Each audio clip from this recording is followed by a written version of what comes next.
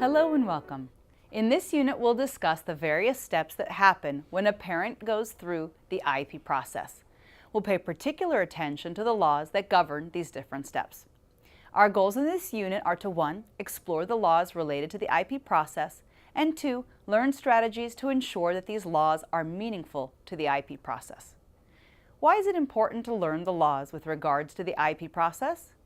Well, because an IEP is a legally binding contract between you, the parent, and the district, it's important to know what laws apply during the IEP process. So if there's a conflict, you know what your rights and duties are. While parents might not think of the IEP as a contract, the IEP is basically a contract similar to what you would sign when you rent a house or buy a car. Later on in this unit, we'll see why this is so. But for now, remember that you, as a parent, have to become comfortable reading the IEP as a contract and making sure it's carried out according to what was decided at the IEP meeting. Now that we know that the IEP is a contract, let's discuss the laws related to the IEP from beginning to end. Okay, the first step of the IEP process is knowing that an IEP meeting will take place.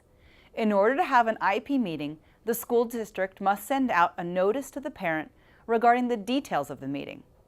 This should include the purpose of the meeting, the time of the meeting, location of the meeting, who will be in attendance, notice to the parents that they may bring other people to the meeting who have knowledge or special expertise regarding the student with special needs, and if a student is 16 years of age or older, an invitation to that student to attend the IEP to discuss transition goals and services. Why are these notice requirements important parts of the law? Well, remember, parents are a vital part of the IEP team, and parents have to be able to attend and participate in IEP meetings. Without proper notice, parents may not be able to take time off from work or juggle childcare in order to attend. The law recognizes how important parents are to the IEP team and wants to make sure they have an ability to attend. However, note that nothing in what we just covered states the school must give a specific amount of time in terms of notice. There is nothing in the law that requires a school to use a specific timeline. That means that schools are not required to give parents 10, 20, or even 30 days notice. The law is silent. While some districts may have policies stating that all IEP notices have to go out 7 or 10 days in advance, this may not be the case for your district. If there is no formal policy, then you would be working with what is reasonable. For example, if you get a notice saying that you have an IEP meeting Friday at 7 a.m. and today is Thursday, that's probably not reasonable. A parent should always document any time this happens. If a parent has to decline an IEP meeting because of short notice, they should do so in writing and state that they couldn't attend the IEP meeting because of the school's scheduling. In addition, the law we're discussing states that the IEP meeting must be scheduled at a mutually agreed upon time and place. Again, the law does not give specifics, and what this means is somewhat open to interpretation. Could the mutually agreed upon time and place be 9 p.m. at a bar? Well, yeah, technically, though more likely, and probably advisable, is to have it at the school during school hours. However, if the time doesn't work for a parent, maybe because of their work schedule, the law allows a parent to ask for some sort of accommodation in terms of scheduling the IEP meeting. Likewise, if the location doesn't work for the parent, they can also ask for a different location. For example, if the school wants to hold an IEP in a school library or an open conference space, you might want to argue that your child's privacy may be at risk. Since the space would not be mutually agreeable to you both, the school should find a new location to hold the IEP meeting. Okay, let's continue with the IEP process. Now we're actually in an IEP. What laws apply here? Many parents ask whether they can record an IEP, and the answer is yes. A meeting can be tape recorded, but a parent should give 24 hours notice to the school. And of course, in no way should a parent record the IEP without the school knowing, as a parent may face criminal penalties. Of course, knowing that you can record the IEP doesn't necessarily mean that you should. I wouldn't recommend one option or the other, but parents should think about the pros and the cons. Think about what may happen if you decide to record the IEP. You would definitely have a better record of what happened, and you wouldn't need to take notes if you didn't want to. But what will happen when IEP team members know they are being recorded? Will they freeze up knowing they're being recorded? Some parents want to record the IEP meeting as evidence, assuming they will go through due process. And yes, recording could be helpful in ensuring that what was said at the IEP is memorialized. But again, think about the issues that may come up. What you say may sound different when IEP recordings are transcribed for due process hearings. Will someone reading what is said get the tone of what was said? Think about a phrase such as, "They'll get what's coming to them." Tone changes the meaning drastically. Another question that often comes up is who actually is supposed to attend the IEP. That is, who are the IEP team members who absolutely have to be present at an IEP? This is different from the IEP team members a parent wants present. Who should attend includes, by law, the parent or parents, the student if appropriate, an administrator with authority to make decisions, a general education teacher, a special education teacher, an assessor, which can be the actual assessor or someone who can interpret the assessment results, and an interpreter if necessary. In addition, at the discretion of the parent or the school, other team members might be present. For example, a parent might want service providers present so that they can chime in on the progress the student is making with the services they're receiving. Let's discuss why some of these people need to be present at the IEP meeting. The general education teacher is often one required IEP team member that stands out for most people. They say, "Why would a general education teacher need to be at an IEP meeting if my child is in special education, especially if they're in special ed all day?" Well, first, a student who is in special ed may be in a general education classroom with supports for some portion of the day. This is a placement issue we'll cover in a later unit, but it's important to have a teacher there that could explain the general education placement for the parents and the student. Their input would be helpful if a student is to be moved from or to a more restrictive environment. General education teachers can also help guide parents in terms of standards and developmental needs of students who don't have disabilities. Okay, now let's talk about the administrator. The key here is that this person should have decision-making power. Basically, this person should have some control over the purse strings of the school. For example, if the IEP team agrees to provide 60 minutes of therapy instead of 30 minutes, then the administrator should be able to okay that change and its costs without having to call someone or put off the decision to another meeting. Essentially, you want the decisions to be made in the IEP meeting, then and there. You can't do that if the administrator doesn't have decision-making authority.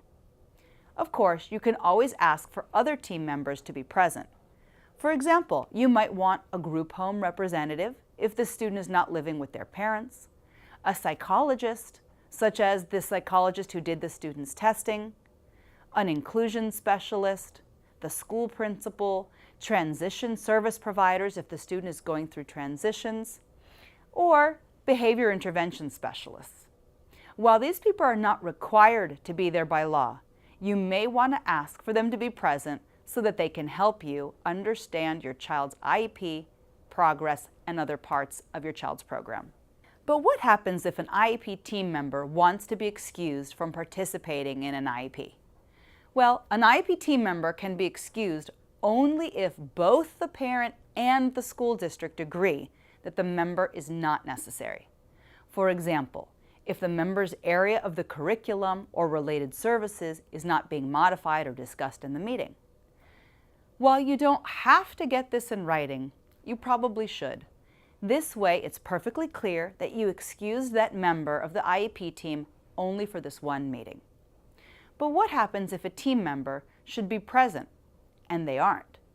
Well, an IEP team member may be excused from attending an IEP meeting, in whole or in part, even if the person is required to be present, if they provide input into the development of the IEP prior to the IEP meeting. This agreement should also be in writing. If an IEP team member refuses to attend the IEP and you want them present, or they leave without your consent, this should be documented in the IEP's note page. Or, if that can't be done, you should document what happened later via a letter or email to the school or district.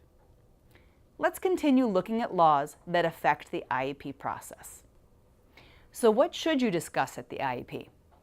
As you know, an IEP is individualized. Remember, that is the I in IEP. So there is really no one thing that should be covered at every IEP. But things that should be discussed at IEP meetings include the strengths of the student. Remember, the IEP is a document that governs the education of the child. It should not just focus on the needs, but on what the child does well.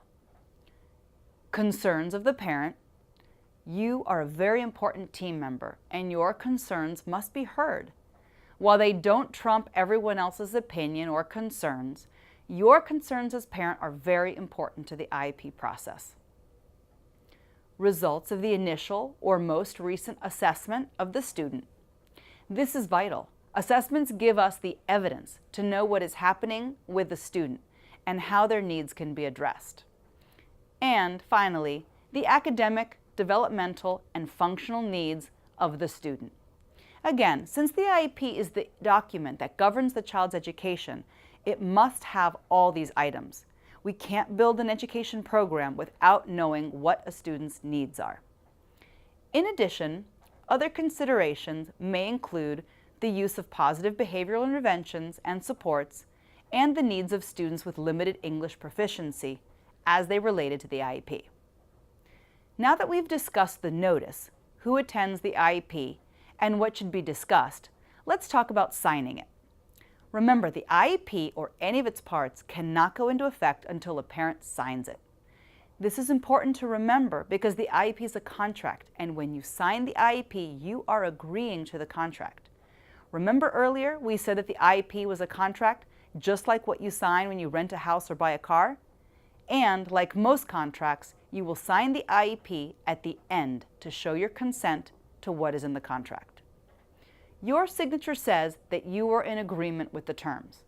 For example, when you sign a rental contract, you're agreeing with the terms, such as how much rent you'll pay and on what dates you'll move in. When you sign an IEP, you're similarly saying you agree with what is in the IEP and what services the school will provide to your child. Your signature is therefore very important because when you sign, you are giving consent. So please, don't sign the IEP unless you're completely sure you agree with the IEP. If you don't agree with the IEP, there are several options. A parent has the right to disagree with any part of the IEP, in which case only the part that the parent and the school agreed upon will actually be implemented. A parent may consent to the IEP being implemented, but clarify on the signature page that even though they are consenting to implementation, they do not feel the IEP is an appropriate offer of a free, appropriate public education. A parent can also completely disagree with the IEP. If this happens, then the old IEP that was consented to controls services. Remember, without your signature, the IEP won't take into effect. While IEP meetings sometimes might seem chaotic and stacked against parents, remember just how much power parents actually have. Parents are vital to the IEP process. With that, we'll end this unit. In a later unit, we'll cover in depth some of the topics we spoke about, such as placement. We'll also cover a few other components of the IEPs, such as transition plans, that we didn't get to cover today. In the meantime, here are a few resources for you. You can access our toolkit online and read Chapter 9 on the IEP for more information. If you're in the LA area, you can also call us for an intake if you're having trouble with your child's educational program. Well, thanks for joining us, and goodbye for now.